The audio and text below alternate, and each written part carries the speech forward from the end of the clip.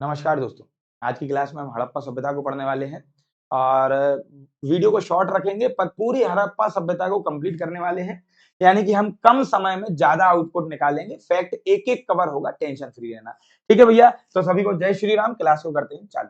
सबसे पहले सुनते हैं हड़प्पा सभ्यता क्या है। तो सुनो, हड़प्पा सभ्यता एक प्राचीन सभ्यता है जो कि जमीन के अंदर से निकाली गई यानी कि खोजी गई, है ना। खुदाई की गई, निकल गई पूरा शहर। पहले सोचा एक दीवार निकलेगी, पर देखते देखते पूरा शहर निकल गया, बहुत सारी सभ्यता, बहुत सारे स्थल निकल गए।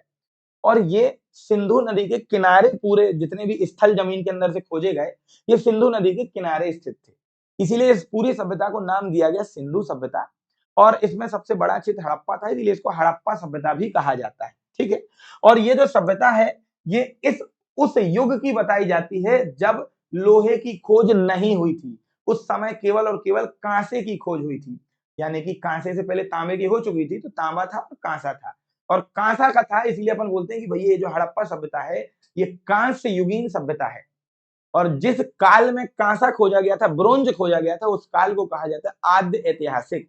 तो अगर तुमसे कोई पूछे हड़प्पा सभ्यता या सिंधु घाटी सभ्यता कौन से काल की सभ्यता है, तो याद रखना ये आद्य ऐतिहासिक काल की सभ्यता है या कांस्य युग की सभ्यता है, ब्रोंज एज की सभ्यता है।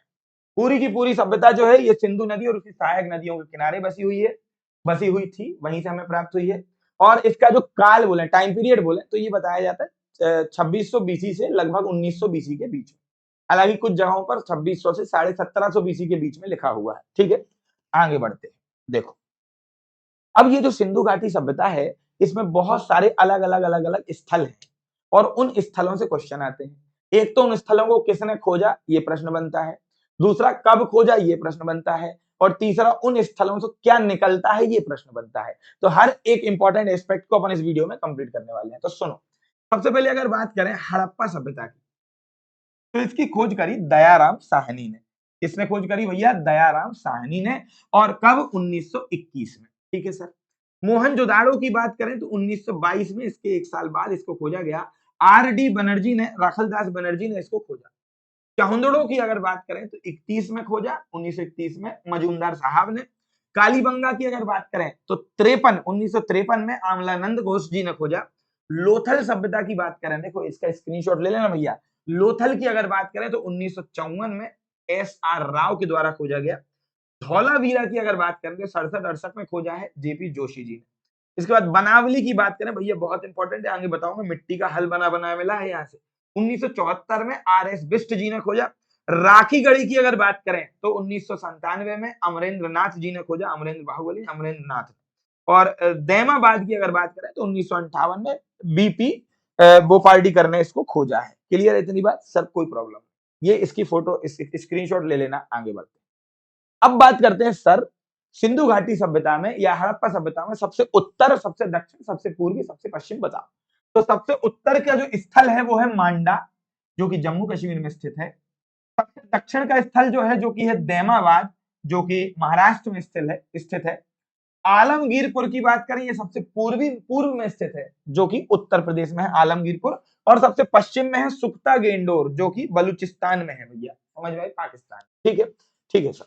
आगे बढ़ते हैं। तो पूर्व उत्तर का मांडा, दक्षिण का दैमाबाद, इधर का आलमगीरपुर, और वो अपना पश्चिम वाला सुख्ता गेंडोर। आओ आगे बढ़ते हैं। अब बात करते हैं सबसे प्रमुख बात की, अलग अलग स्थलों की, कि वहां से क्या मिला और क्या वहां की विशेषता थी। शुरुआत करते हैं हड़प्पा सभ्यता की, जो वर्तमान में पाकिस्तान में स्थित है। ये रावी नदी के किनारे है। यहां से विशाल अन्नागार प्राप्त हुआ है भैया, इसको रट लेना, समझ में आए भैया। और 6 कतारों में ये गोदाम है, यहाँ पर इस तरीके से मिले। तो तुम्हें अन्नागार रट लेना है कि हड़प्पा सभ्यता से क्या मिला है? बहुत विशाल अन्नागार मिला है, जहाँ पे अन्न को रखते हैं। ठीक है, अनाजों को रखते हैं। इसके बाद बात करते हैं मोहनजोदाड़ो। मोहनजोदड़ो थे जेठालाल के अकॉर्डिंग। मोहनजोदाड़ो पाकिस्तान में है वर्तमान में, और ये सिंधु नदी के किनारे है। यहां से ग्रेट बाथ मिला है, यानी कि महान स्नानागार मिला है, आपको पता होगा। कांस्य की नृत्यांगना की मूर्ति मिली है, कांसे की, समझ में आई बात, जिसमें ब्रोंज अपन बोल सकते हैं। और एक दाढ़ी वाले पुजारी की भी मूर्ति मिली है, याद रखना। तो याद रखना, दाढ़ी वाले पुजारी की मूर्ति कहां से मिली है? मोहनजोदाड़ो से।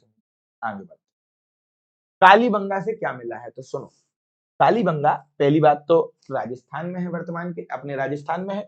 और ये घग्गर नदी के किनारे है। और यहां से सबसे इंपॉर्टेंट अग्नि कुंड की प्राप्ति हुई है। बहुत बार पूछा जाता है कालीबंगा से किस चीज की प्राप्ति हुई है, अग्नि कुंड की। और यहाँ से याद रखना जुते हुए खेत के साक्ष्य मिले हैं। जुते हुए जैसे अपन करते हैं ना, खेत की जुताई कर देते, वैसे ही जुते हुए खेत के साक्ष्य मिले हैं। ठीक है सर। तो हड़प्पा में विशालनागार, मोहनजोदाड़ो में महान स्नानागार, कालीबंगा में अग्निकुंड और जुते हुए खेत।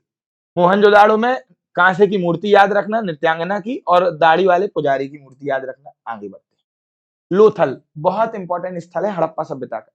लोथल की अगर बात करी जाए तो ये भोगवा नदी के किनारे, और कई बार ये पूछा जाता है कि भोगवा किसकी सहायक है, तो याद रखना भोगवा नदी साबरमती नदी की सहायक नदी है।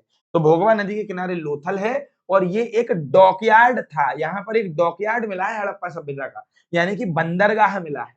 और अगर बंदरगाह बना है इसका मतलब जहाजें भी होती होंगी, जहाजें होती होंगी इसका मतलब दूसरे देशों में भी जाते होंगे, दूसरे देशों में जाते होंगे मतलब अंतरराष्ट्रीय व्यापार भी होगा। बिल्कुल था, साक्ष्य मिले हैं। मेसोपोटामिया के साथ हमारी हड़प्पा सभ्यता का अंतरराष्ट्रीय व्यापार चलता था। ठीक है, आगे बढ़ते हैं। देखो, चावल के प्रमाण मिले हैं, लेकिन लोथल में सबसे ज्यादा इंपॉर्टेंट हमें डॉकयार्ड बंदरगाह वाली बात याद रखनी है। बात करते हैं धौलावीरा की। धौलावीरा लूनी नदी के किनारे है वर्तमान में, और प्राचीन सरस्वती का क्षेत्र है, लेकिन सरस्वती नदी वर्तमान में लुप्त हो चुकी है। यहां याद रखना उत्कृष्ट जल प्रबंधन था, उत्कृष्ट। तो तुमसे पूछा जाता है पूरी हड़प्पा सभ्यताओं के स्थलों में से सबसे अच्छा वाटर मैनेजमेंट कहां हुआ, तो सबसे अच्छा वाटर मैनेजमेंट हुआ था भैया धौलावीरा, गुजरात। इतनी बात क्लियर, ठीक है। और धौलावीरा अपने आप में खास था क्योंकि यहाँ पर नगर को 3 भागों में विभाजित किया गया था। दुर्ग वाला जो भाग था वो अलग था, जहाँ किला बना था।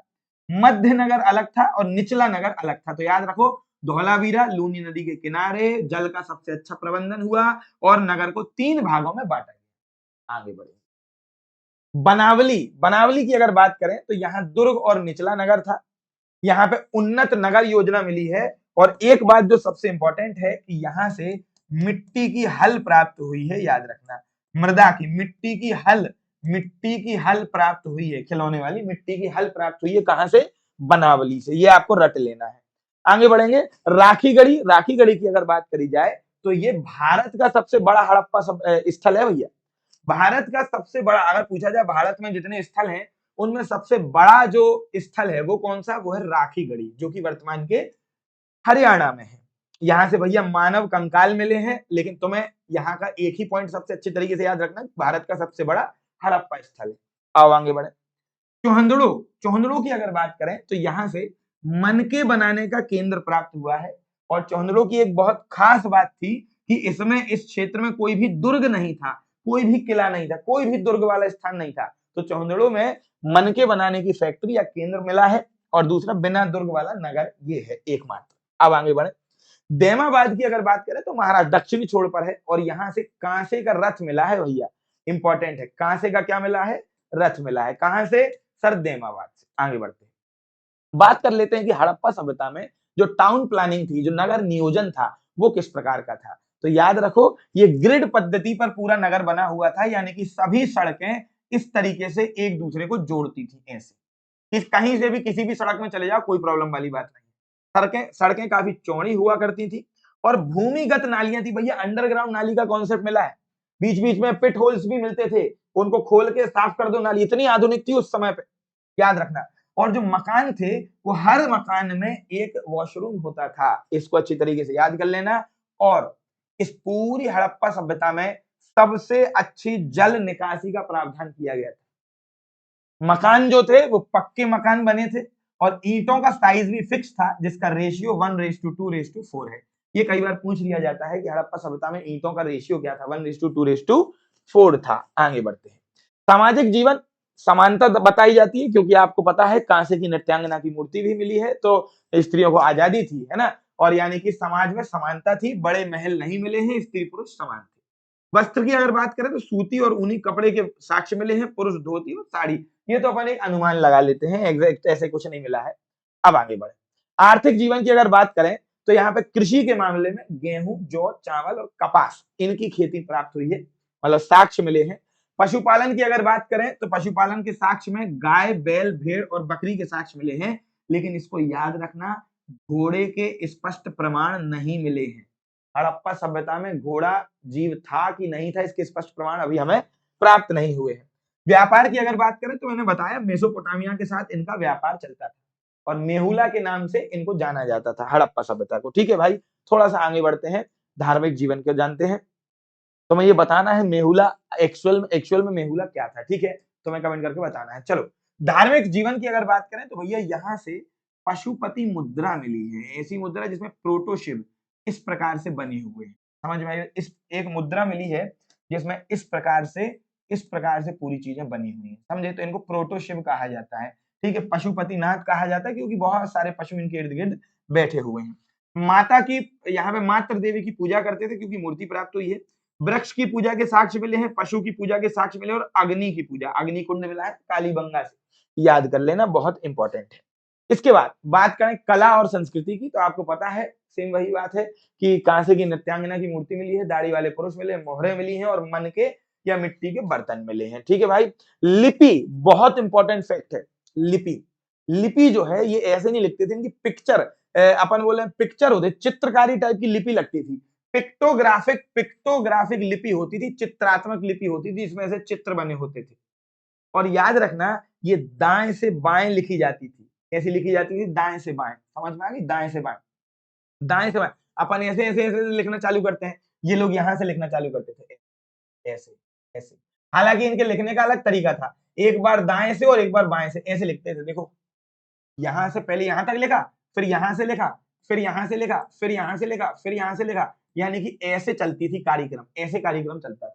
समझ में आई इतनी बात भैया? और इसके बाद थोड़ा सा अपन आगे बढ़ते हैं। इनके पतन के कारण नदियों का मार्ग बदलना, बाढ़ सबसे स्वीकृत जो माना जाता है, सबसे ज्यादा मान्यता जिस पतन के कारण को प्राप्त हुई, बाढ़ वाला कारण है।